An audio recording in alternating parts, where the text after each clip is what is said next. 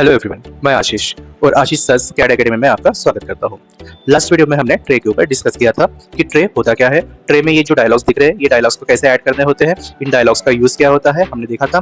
खुद का अगर ट्रे क्रिएट कर देना है तो कैसे क्रिएट करते हैं, मैनेज कैसे करते हैं, ठीक है, हमने ये सब देखा था। उसके बाद हमने डिस्कस किया था एंटिटी इन्फॉर्मेशन के ऊपर, तो यहाँ पे भी एंटिटी इन्फॉर्मेशन में क्या क्या होता है, इसका यूज क्या है, ये भी हमने डिस्कस किया था।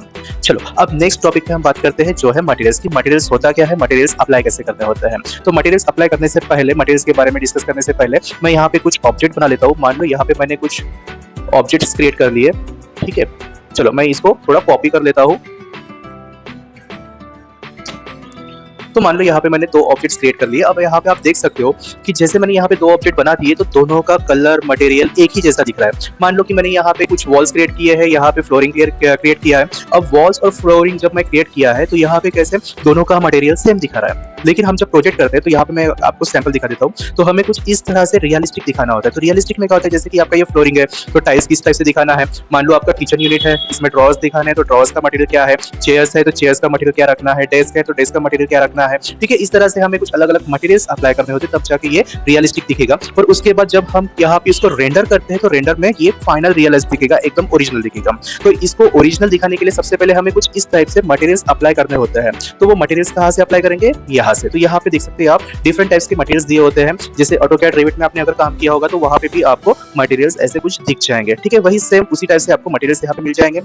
और मटेरियल्स अगर आपको यहाँ से नहीं लेना आ रहा तो आपको यहाँ पे एक कमांड मिलेगा पेंट बकेट, इसका शॉर्ट की है बी, ठीक है। अगर आप बी टाइप कर देते हो तो यहाँ पे पेंट बकेट एक्टिव हो जाएगा, ठीक है। सबसे पहले पेंट को कैसे इसके ऊपर ऑब्जेक्ट के ऊपर अप्लाई करना है ये देख लेते हैं। तो पेंट को अप्लाई करने से पहले या फिर कोई भी मटेरियल अप्लाई करने से पहले आपको अच्छे से उस फोल्डर पे आना है, फाइल्स में आना है कि आपको अप्लाई क्या करना है। मान लो कि मुझे यहाँ पे वुड अप्लाई करना है, तो जैसे मैं वुड को सिलेक्ट किया तो ये वुड के कुछ पैटर्न शो करेगा। तो सबसे पहले मान लो कि मैंने ये पैटर्न सिलेक्ट कर लिया। सिलेक्ट करने के बाद यहाँ पे शो करेगा कि वो पैटर्न कौन सा है, ठीक है। अब यहाँ पे मैं क्या करूंगा, कर्सर को लेके आऊंगा इस ऑब्जेक्ट के ऊपर और मान लो कि मुझे इस फेस पे अप्लाई कर देना है तो मैं इस फेस को सिलेक्ट कर दूंगा। सिलेक्ट करने के बाद मतलब क्लिक करने के बाद इसके ऊपर तो आप देख सकते हो यही वाला मटेरियल इसके ऊपर अप्लाई हो गया। चलो मान लेते हैं कि मुझे दूसरा कुछ मटेरियल अप्लाई करना है। जैसे यहाँ पे टाइल्स दिखा रहा है, टाइल्स में मान लो मैंने मुझे ये वाला पसंद आ गया। जैसे इसको सिलेक्ट करूंगा यहाँ पे शो करेगा, तो मैं यहाँ पे अगर इसको क्लिक कर दूंगा फेस पे तो ये टाइल्स यहाँ पे अप्लाई हो जाएगा। देख सकते हो यहाँ पे अप्लाई हो गया। मान लो कि अब मुझे क्या करना है, यही सेम यहाँ पे अप्लाई कर देना है। तो ये कंटिन्यू ऑन होगा।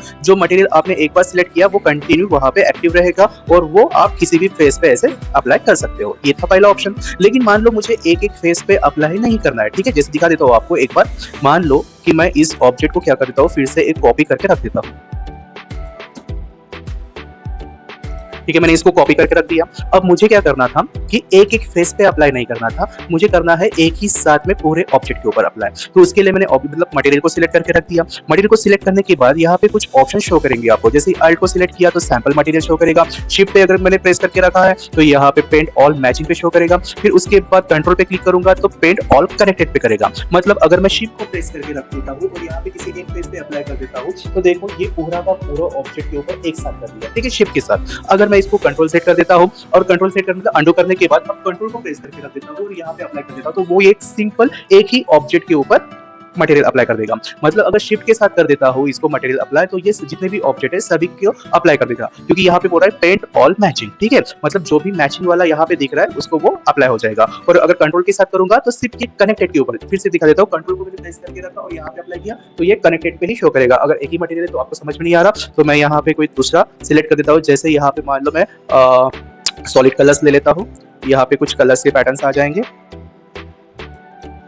चलो यहाँ पे कुछ डिफरेंट कलर आपको मिल जाएंगे। तो मान लो मुझे ये कलर अप्लाई कर देना है, मैंने इसको सिलेक्ट किया, यहाँ पे कलर शो करेगा। फिर उसके बाद मैं कंट्रोल को प्रेस करके रखूंगा और यहाँ पे अप्लाई कर दूंगा तो आप देख सकते हैं यहाँ पे वो मटेरियल आ जाएगा, ठीक है। ये था हमारा मटेरियल अप्लाई करना। लेकिन मान लेते हैं कि मुझे क्या करना है, यहाँ पे मैंने कोई अलग ऑप्शंस यूज किया, ठीक है। यहाँ पे मैंने एक 3D बॉडी बना दिया।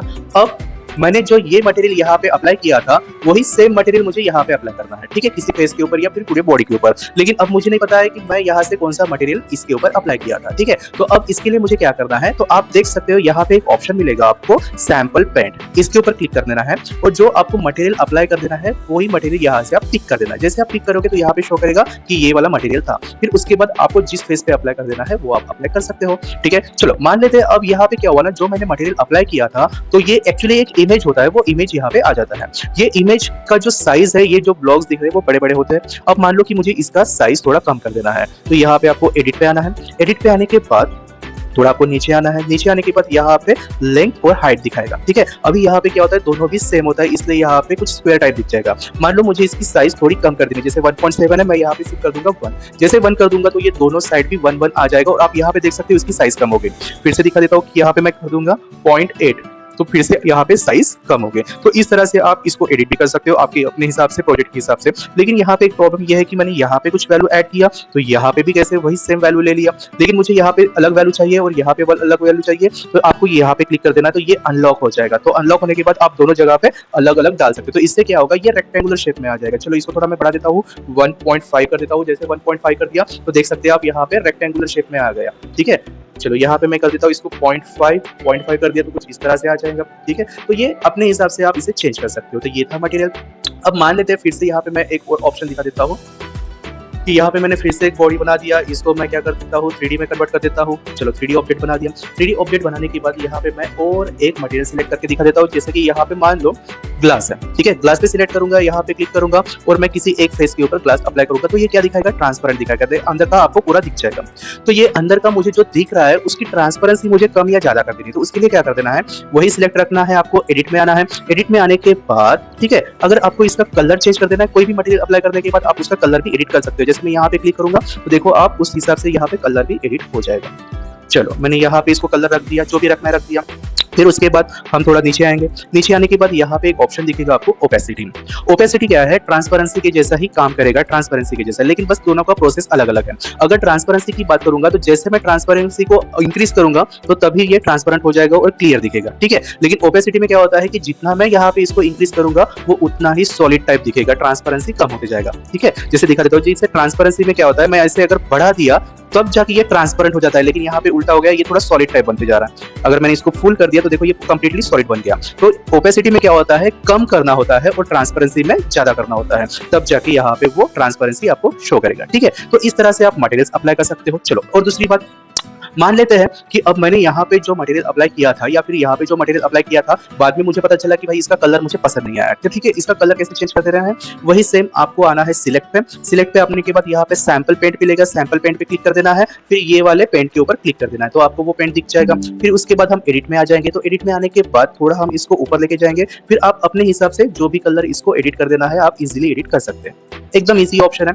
अगर आपको यहाँ से कलर नहीं लेना आ रहा तो आप इसे थोड़ा यहाँ पे क्लिक कर सकते हैं, फिर HLS, HSB या RGB जो भी पैटर्न आपको चाहिए वो सिलेक्ट कर दो, फिर अपने हिसाब से कहीं पे भी क्लिक कर दो, इसे कम ज्यादा कर दो, तो वो एक नया कलर आपको मिल जाएगा। मतलब आप अपने चॉइस से कितने भी कलर के पैटर्न्स बना सकते हो, ठीक है। और उसके बाद आप क्या कर सकते हो, जैसे मान लो मैं कलर भी रख देता हूँ तो आप उसको लाइट या डार्क भी बना सकते हो, कुछ इस तरह से, ठीक है। मान लो कि मैंने RGB से कलर सिलेक्ट कर लिया, मुझे ये कलर पसंद आया था, मैंने ये कलर सिलेक्ट कर दिया, लेकिन इसको मुझे थोड़ा और लाइट करना है या डार्क कर देना है। फिर उसके बाद आपको क्या करना है, यहीं पे आना है, कलर व्हील पे क्लिक कर देना है, फिर आपको लाइट चाहिए तो लाइट करो, डार्क चाहिए तो डार्क करो। तो इस तरह से आप कलर एडिट कर सकते हो, ठीक है। ये तो था यहाँ के मटेरियल जो आपको रेडीमेड मिल जाएंगे। तो यहाँ से आपको जो भी पैटर्न चाहिए वो यहाँ पे सिलेक्ट कर दो। रूफिंग चाहिए, रूफिंग ले लो, जो भी रूफिंग आपको अप्लाई कर देना है, जहाँ पे भी अप्लाई कर देना है, बस आपको वहाँ पे क्लिक कर देना है तो वो आ जाएगा, ठीक है। ये तो था ऑप्शन यहाँ के मटेरियल्स का। लेकिन मुझे अगर खुद के मटेरियल्स क्रिएट कर देने हैं तो वो कैसे करना है, ठीक है। एकदम सिंपल ऑब्जेक्ट में दिखा देता हूँ। मान लो मैं यहाँ पे, ठीक है, एक और ऑब्जेक्ट बना देता हूँ, ठीक है, इसको 3D में कन्वर्ट कर देता हूँ। चलो बहुत बढ़िया। अब यहाँ पे क्या करना है, देखो मुझे यहाँ पे एक मटेरियल अप्लाई कर देना है, लेकिन वो मटेरियल मुझे यहाँ से नहीं लेना है, मुझे खुद का मटेरियल क्रिएट कर देना है। तो उसके लिए आपको क्या करना है, ये प्लस सिंबल पे आपको क्लिक कर देना है। जैसे आप प्लस पे क्लिक करोगे तो यहाँ पे पूछेगा सबसे पहले कि आपके मटेरियल का जो भी नाम देना है वो दे दो। मान लो मैंने इसका नाम दिया 1 2 3, ठीक है। 1 2 3 देने के बाद, ठीक है, 1 2 3 देने के बाद यहाँ पे वो पूछ रहा है कि आपको कलर चाहिए या इमेज चाहिए, ठीक है। अगर आपको कलर चाहिए तो आप कोई भी कलर सिलेक्ट कर लो, ठीक है, रैंडमली कोई भी कलर सिलेक्ट कर लो तो वो कलर आ जाएगा। तो आप कलर लेने के बाद इसे ओके कर दो, जैसे ओके करोगे वो कलर आ जाएगा, फिर आप जहाँ पे भी चाहिए वो कलर अप्लाई कर सकते हो, ठीक है, आ गया। लेकिन मान लो मुझे कलर नहीं चाहिए था, मुझे कुछ वॉलपेपर चाहिए था या इमेज चाहिए था, जैसे फोटो फ्रेम है, जैसे मान लो कि मुझे फोटो फ्रेम बनाना था, फोटो फ्रेम पे मैं क्या करूंगा, जैसे, ठीक है, यहाँ पे जैसे मान लो कि एक फोटो फ्रेम है, ठीक है, ये फोटो फ्रेम के ऊपर जैसे मैं यहाँ पे दिखा देता हूँ, एक फोटो फ्रेम है, हल्का सा, और इस फोटो फ्रेम के यहाँ पे मुझे कोई एक इमेज लगाना था। तो उसके लिए क्या करूंगा, देखो आपको क्या करना है, सेम यहाँ पे प्लस पे क्लिक कर देना है। फिर प्लस पे क्लिक करने के बाद आपको जो भी नाम देना है वो नाम दे दो। नाम देने के बाद आपको क्या करना है, यहाँ पे इस वाले सिंबल पे क्लिक कर देना है। जैसे आप इस सिंबल पे क्लिक करोगे, क्लिक करने के बाद ये डायरेक्ट आपको ब्राउज पे लेके जाएगा कि आपके अगर फाइल्स जहाँ पे भी होंगे वहां से आप सिलेक्ट कर सकते हो। तो सबसे पहले तो वो अपने खुद के फाइल्स पे लेके जाएगा। चलो, तो मैं एक काम कर देता हूँ। मान लो कि यहाँ पे मेरे पास एक कोई इमेज है, जैसे मान लो कि ये वाला मेरा इमेज है, इसको मैंने सिलेक्ट कर दिया और ले लिया। ठीक है, सबसे पहले तो यहाँ पे वो लोड हो जाएगा। ठीक है, अब मैं इसे कर देता हूँ ओके। जैसे ओके करूंगा तो देखो यहाँ पे आ गया। अब मैं क्या करूंगा, इसके ऊपर क्लिक करूंगा। तो जैसे क्लिक करूंगा तो ये इमेज क्या करेगा, वो जो ओरिजिनल इमेज था वो अपने हिसाब से यहाँ पे ले लेगा। लेकिन अब मुझे इस इमेज को एग्जैक्ट यहाँ पे फ्रेम टू फ्रेम लगाना है। तो सबसे पहले मुझे क्या करना होगा, इसके डायमेंशन चेक करना होगा यहाँ से कि भाई ये जो एक साइड है इसका डिस्टेंस क्या है, जैसे 0.5785, और यहाँ पे इसका हाइट क्या है। चलो, ये दोनों मेजर करने के बाद अब करना क्या है, आपको एडिट में आना है। एडिट में आने के बाद थोड़ा नीचे आना है और यहाँ पे इसका लेंथ और हाइट ऐड कर देना है। तो लेंथ कितना है, 0.5785। ठीक है, जैसे मैंने डाल दिया तो यहाँ पे आ गया वो एग्जैक्ट। ठीक है, चल अब मैं क्या करूंगा, इसको अनलॉक कर दूंगा। अनलॉक कर देने के बाद इसकी हाइट भी डाल दूंगा 1.0, फिर उसके बाद 348। ठीक है, तो कुछ इस तरह से डालने के बाद वो एग्जैक्ट यहाँ पे आ जाएगा। लेकिन प्रॉब्लम इसमें ये है कि अब ये कैसे एग्जैक्ट सेंटर में नहीं आ रहा। ठीक है, तो यहाँ पे बहुत सारा एडिट करना होता है। तो आपको अब मैं नया ट्रिक बताऊंगा कि अगर आपको कुछ इस तरह से इमेज या वॉलपेपर अप्लाई करना है, लेकिन बिल्कुल आपके जो इमेज है उसको बिना क्रॉप किए यहाँ से एंड टू एंड अप्लाई करना है, तो उसके लिए क्या करना है। ठीक है, भले ही आपको इसके डायमेंशन पता हो या ना हो। तो मान लो कि मैं यहाँ पे एक और दिखा देता हूँ। चलो, यहाँ पे मैं एक और स्केच बना दिया और यहाँ पे मैं इसको 3D में कन्वर्ट कर देता हूँ। ठीक है, चलो, अब मुझे नहीं पता कि इसका लेंथ क्या है और हाइट क्या है, लेकिन फिर भी मुझे यहाँ पे मेरा ही ये वाला इमेज अप्लाई करना है। तो इसके लिए क्या करूंगा, मैं फाइल पे आऊंगा। यहाँ पे फाइल पे आने के बाद यहाँ पे इंपोर्ट का ऑप्शन मिलेगा, बस आपको इंपोर्ट पे क्लिक करना है।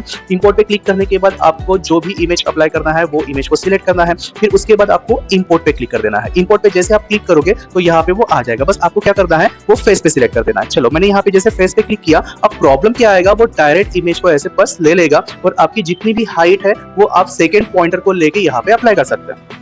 बट प्रॉब्लम क्या आ रहा है, आप यहाँ पे देख सकते हो कि वो एग्जैक्ट वहां पे एंड टू एंड नहीं ले रहा है। ठीक है, थोड़ा कुछ बैलेंस रह रहा है। ऊपर का पोर्शन अगर मैं यहाँ पे इस एंड तक लेके जाऊंगा तो यहाँ पे मेरा इमेज थोड़ा आउटर साइड में आ रहा है। तो इस टाइम में आपको करना क्या है, ठीक है, ध्यान से देखिए। तो यहाँ पे आप जैसे ही इमेज को इंपोर्ट करते हो, इंपोर्ट करने के बाद फर्स्ट पॉइंट जो भी आपका चाहिए वो क्लिक कर दो। फिर उसके बाद आपको क्या करना है, शिफ्ट को प्रेस करना है। ठीक है, जैसे आप शिफ्ट को प्रेस करके रखोगे, फिर उसके बाद आप डायरेक्ट एंड पॉइंट पे क्लिक करो तो वो एग्जैक्ट यहाँ पे ले लेगा, कुछ इस तरह से। ठीक है, देखो यहाँ पे थोड़ा प्रॉब्लम आ जाता है, लेकिन यहाँ पे प्रॉब्लम नहीं आएगा और बिल्कुल एग्जैक्ट फिट बैठेगा। तो इसके लिए आपको क्या करना था, शिफ्ट को प्रेस करके रखना था। अगर नहीं समझा तो फिर से एक बार मैं इस साइड में दिखा देता हूँ। मान लो कि यहाँ पे मुझे वो इमेज अप्लाई करना था, तो मैं क्या करूंगा, फिर से यहाँ पे फाइल पे जाऊंगा। फाइल पे जाने के बाद इंपोर्ट पे जाऊंगा। इंपोर्ट पे आने के बाद मैं ये वाला अप्लाई करना चाहता हूँ तो इसको सिलेक्ट किया, फिर इंपोर्ट पे क्लिक किया। इंपोर्ट पे क्लिक कर देने के बाद सबसे पहला पॉइंटर में सिलेक्ट कर लूंगा ये वाला। फिर उसके बाद क्या करूंगा, मैं शिफ्ट को प्रेस करके रखूंगा और शिफ्ट को प्रेस करने के बाद ये वाला एंड पॉइंट क्लिक कर दूंगा तो बराबर वो सेंटर पे इमेज आ जाएगा। ठीक है, कुछ इस तरह से। आई होप आपको ये वीडियो समझ में आ रहा होगा कि मटेरियल्स खुद के कैसे बनाने हैं, यहाँ के मटेरियल्स कैसे अप्लाई करने हैं। बहुत सिंपल तरीके से आपको बता दिया है यहाँ पे। ठीक है, और आपको वापस से अपने ओरिजिनल मटेरियल्स पे आना है तो सिलेक्ट पे क्लिक करके आप यहाँ पे देख सकते हो। और हाँ, और दूसरी बात, जो आपने मटेरियल्स क्रिएट किया है वो आपको इन मॉडल में ही मिल जाएगा। ठीक है, जैसे यहाँ पे इन मॉडल का ऑप्शन मिल जाता है, तो इन मॉडल में आपने जो मटेरियल्स क्रिएट किए खुद के वाले वो आपको इन मॉडल में मिल जाएगा। जब भी जरूरत पड़ती है आप बस क्लिक कीजिए और वहां पे अप्लाई कर दीजिए। ठीक है, क्लिक कर दीजिए, अप्लाई कर दीजिए। लेकिन बस ये ध्यान में रखिए, अगर आपको इमेज या वॉलपेपर अप्लाई करना है तो उसके लिए ये वाला मेथड, इंपोर्ट वाला मेथड ही अप्लाई करिए, नहीं तो ये ऐसे कुछ प्रॉब्लम आ जाएंगे। और अगर आप इंपोर्ट के साथ करते हो तो वो एग्जैक्ट आ जाएंगे। ठीक है, आई होप आपको ये वीडियो समझ में आया होगा। और आज के लिए बस इतना ही। अगर वीडियो पसंद आ जाए तो प्लीज लाइक और सब्सक्राइब जरूर कर दीजिए, ताकि मैं ऐसे ही कुछ और वीडियोस आपको लेके आऊंगा। ठीक है, इसके बाद का हमारा टॉपिक रहेगा कंपोनेंट के ऊपर। ठीक है, तो मिलते हैं नेक्स्ट वीडियो में, तब तक के लिए थैंक यू।